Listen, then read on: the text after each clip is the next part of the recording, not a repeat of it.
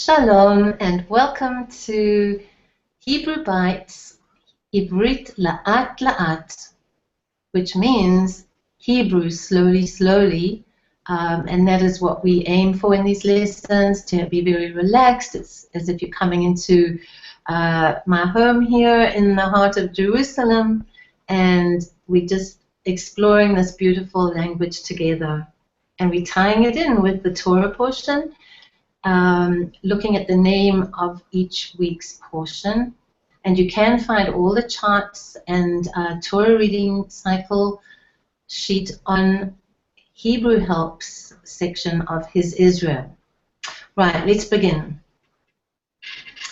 Lesson 2 is, the name of the Torah portion this week is Noah.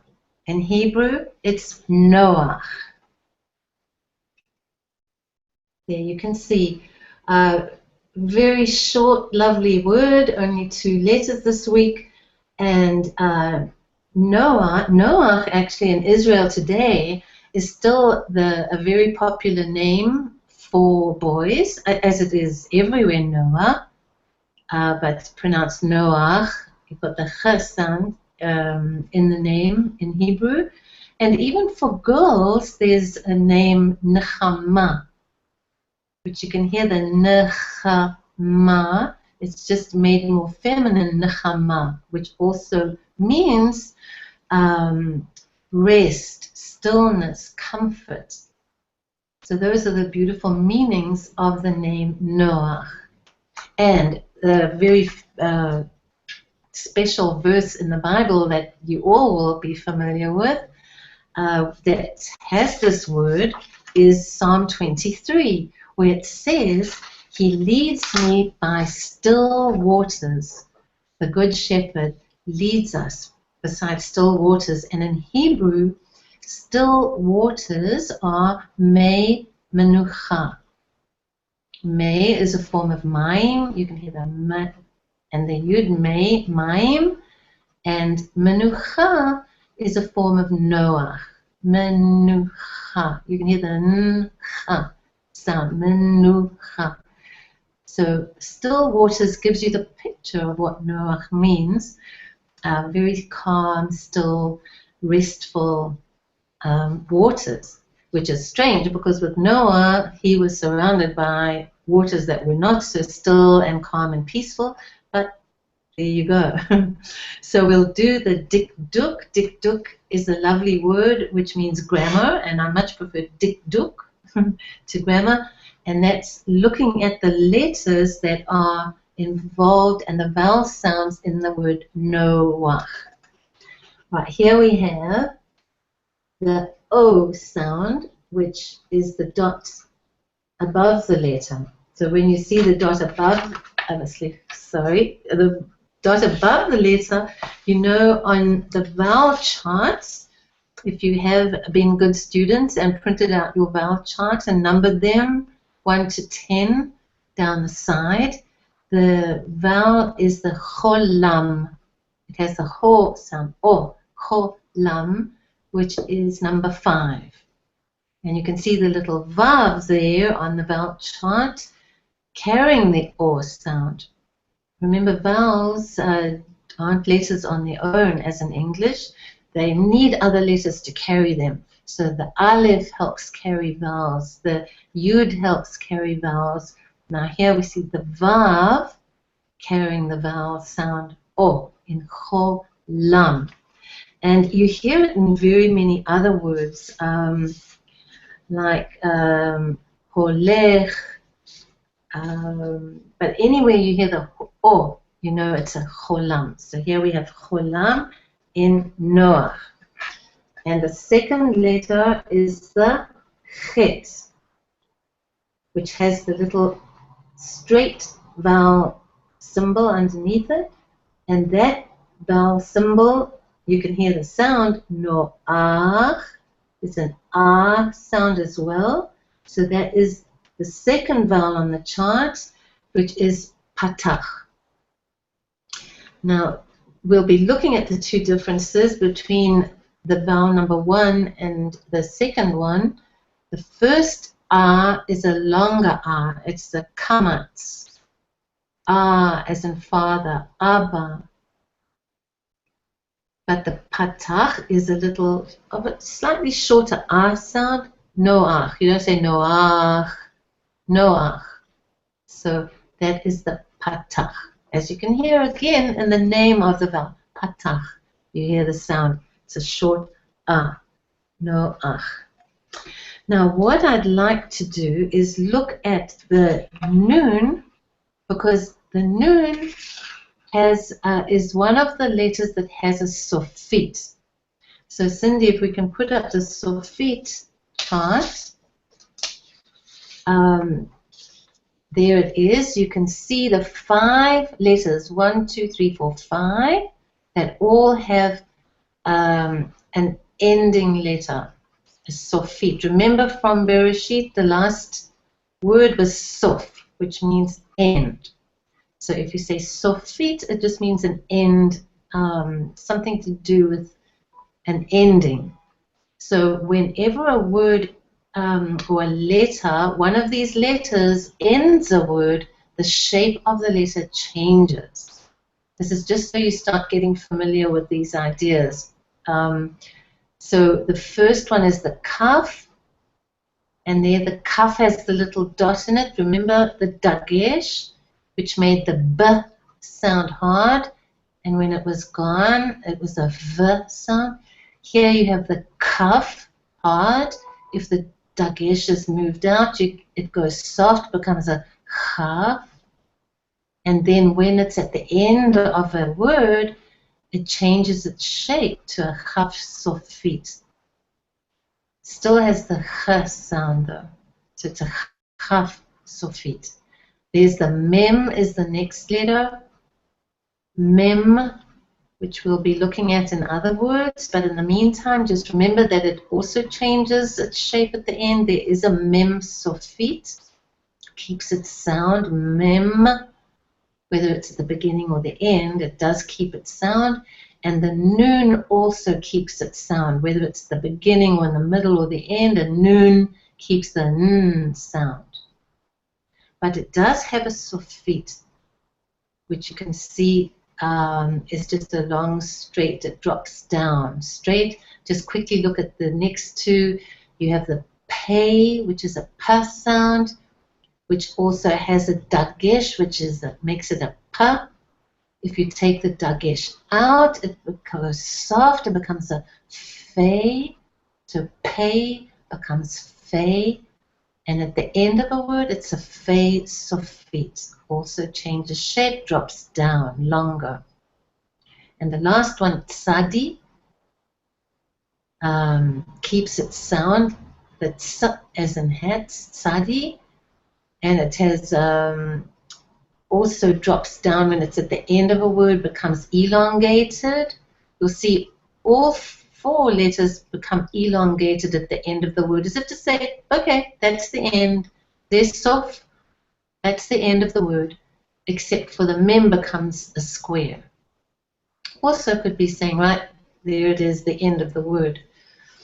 Now, thank you, Cindy. You can come back to me now live. I'm hoping you can see this, because the noon has a numerical value of 50. Now, all the letters have a numerical value. It's just practical. Aleph is 1, Bet is 2, Gimel is 3, as they go in order. Okay, you have 1, 2, 3. But the noon, the value of the noon is 50. Now, if you think of 50, what do you think of? You think of Jubilee. So, in Jewish writings, actually, it has the sense of the 50th year is the Jubilee year, Yovel is Jubilee, but it's also very much connected with Messiah. When you see the number 50, in Jewish writings, they make some connection with Mashiach, Messiah. Now, I'll show you something very interesting. The noon, here we see the noon and the noon sofit. So why do they connect it with Messiah? This is a page from a Hebrew, a Jewish Hebrew book called the Hebrew Letters. And what's written at the bottom says, the Messiah, heir to the throne. So even in Jewish understanding, there's an idea Messiah will be heir to the throne. And why do they connect it with noon? Because you have the noon. The first noon is bent. It's humble. It's like a servant. They say Messiah will first come like a servant, be the suffering Messiah. He will be humble and bent. But then where the Mashiach ben David, Messiah, son of David, will be upright and have the scepter. This looks like a scepter, a king's scepter. So right here in the noon, you get a picture of Mashiach, the humble servant Messiah and the king Messiah. And we can see Yeshua in there, of course. But even in Jewish writings, it's the concept of the two Mashiachs tied in with noon, the Jubilee number. Right, let's maybe, while we're talking about numbers, have a look at the number chart. Now, this might be a little bit daunting, but don't worry about it. It's just so that you can be aware that this number system exists. We have 1, 2, 3, 4, 5, 6, 7, 8, 9, 10, the first 10 numbers. Now, you'll see on the left you have masculine, and on the right you have feminine. Yes, there are masculine and feminine numbers. Because in Hebrew, every noun is either masculine or feminine. And the only way you get to know is you start recognizing some sounds and patterns, but it's just practice and you get to know them. And then the adjective needs to match the noun, so you get masculine and feminine forms of the adjectives, and also the numbers. But just to tell you that the feminine numbers are mostly used in most counting or in telephone numbers, in just regular numbers. The feminine ones are more often used than the masculine. So here we have, I'll just read through them so you can hear the difference. The feminine, you have achat, shtaim, shalosh, arba, chamesh, shesh, sheva, shmone, tesha, eser. Now listen to the different sounds in the masculine. Echad, shnaim, shlosha, arba'a, chamisha, shisha, shiv'a, shmona, tish'a, asara. So you can see the feminine word's been taken, but it's just been given a different ending. Strangely enough, but in Hebrew you get these exceptions, most feminine words have the ah sound at the end, except for the numbers. Okay, but don't let that worry you. It just comes along with practice. Now, I just want you to look at the feminine because the Hebrew names of the days of the week are connected with the numbers. So in Hebrew, you don't have names for the days. You have Yom Rishon, Yom Sheni, Yom Shlishi, Yom Revi'i. So day 1 is Yom Rishon. Now, it doesn't say Yom Echad or Achat, but it says Rishon. Now, can you hear in the word Rishon, you have the word Rosh. Remember Rosh from Bereshit? Rosh is head. So you have Rosh as head of the week. Yom Rishon, the head of the week. You also get on the Hebrew calendar Rosh Hashanah, which is head of the year, the beginning of the new year. You have Rosh Chodesh, the head of the month. The beginning of the new month is called Rosh Chodesh. So from that word Rosh, you get Rishon means first. So you have Yom Rishon, or the first day. Yom, day, Sheni. So Sheni you get from the number Shnaim, which actually happens to be masculine, but Yom Sheni is the second day. Shlishi, Yom Shlishi, the third day. Can you see where Shlishi comes from? It comes from Shalosh. You can hear Shlishi, Shalosh, Shlishi. It's the similar letters. Yom Revi'i is the fourth day of the week, which would be Wednesday in English, but it's the fourth day. Yom Revi'i. Yom Chamishi is from number 5, which is Chamesh. So Chamishi, the sixth day of the week, Friday, you get Shesh. So that's Yom Shishi. And finally, the day set apart from all the rest is Shabbat. And Shabbat comes from the number 7. What is the number 7 on the feminine? Sheva. So you've got the Shin, Vet, Ein, and if you just take the root letters of Shin and Bet, you can add the last letter of Tav, you get Shabbat. So all this is just, this must be very mind-boggling just looking at it like this right away. But just to be aware that there are masculine and feminine numbers, usually use the feminine. The days of the week come from these numbers, counting them, day 1, day 2, Yom Rishon, Yom Sheni, and you get Shabbat from Shmone, using similar letters. Right, let's carry on. How much time do we have? I'd like to take a quick look at Noah's Ark, seeing we're doing Parashat Noach. We're doing the portion of Noah. There you see a lovely picture of the Ark. And remember that letters have numerical values. All right? And God gave Noah specific measurements for the Ark. Numbers that were the measurements. Now, if you look at the length of the ark, was the long side of the ark, that was 300 cubits. Now, which letter in the Hebrew alphabet is 300? It's Shin, our very special letter Shin from Bereshit. And so remember, the side of the ark, the 300, could match the letter Shin. Now look at the width of the ark. It's 50 cubits in the Bible. And remember, what is our letter this week, is Nun, which is 50. So there we've got a Shin and a Nun. Now the height of the ark is 30 cubits. What letter has the numerical value of 30? But Lamed. And Lamed is the beautiful letter, the only letter in the alphabet that reaches up high to above the line.